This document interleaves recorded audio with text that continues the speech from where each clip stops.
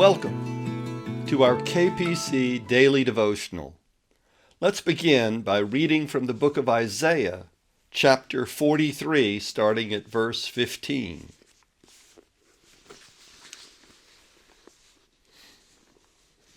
I am the Lord your God, your Holy One, the Creator of Israel, your King. Thus says the Lord, who makes a way in the sea, a path in the mighty waters, who brings out chariot and horse, army and warrior. They lie down, they cannot rise. They are extinguished, quenched like a wick. Do not remember the former things, or consider the things of old. I'm about to do a new thing. Now it springs forth. Do you not perceive it? I'll make a way in the wilderness and rivers in the desert.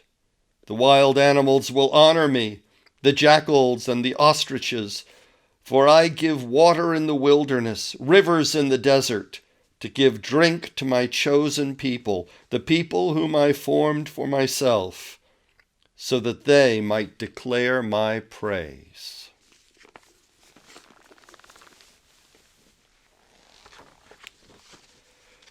This week, we'll be hearing devotionals from my third forthcoming book of devotionals called The Social World of Fleas.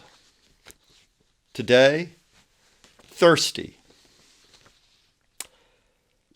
The dog's water bowl was empty, and Braxton, a large, solid schnauzer, was thirsty.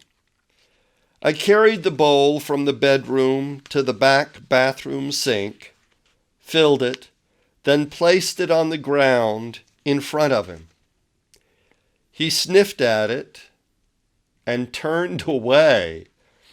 Glancing over his shoulder to make sure I was following him with the water, he led me to the other side of the house, back to where the bowl usually sits. Only once the bowl was back in its customary place would he drink. Human beings are similarly creatures of habit. Familiar routines are reassuring, and change is stressful. It starts young. Small children rely upon routine and fiercely resist any change. Familiar places and patterns make them feel safe. The rhythms of life are predictable. Routine is not a bad thing. It is your friend. And change, when necessary, should be, as they say, implemented incrementally, meaning in little, easily digestible, bite-sized chunks. Life is not always so kind, however.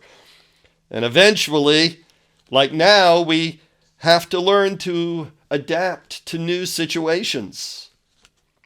But we resent having to adapt and return to our familiar routines as soon as possible. We're all seeing and experiencing that now. History teaches us over and over that humans adapt best to change in one part of their lives when some other part of their world remains stable and unchanging. While American culture remained fairly constant during the 1950s, there was an intense change in the theology and community life of both the Catholic and Protestant churches. On the other hand, by the late 60s, when our culture started careening out of control, there was a resurgence of religious conservatism. It happens in cycles. You see, when the world around us is changing willy-nilly, we look to our faith and our church to provide the continuity and stability we can't find anywhere else. We figure, well, God never changes, so my church shouldn't either. Unfortunately, here too, change rears its head.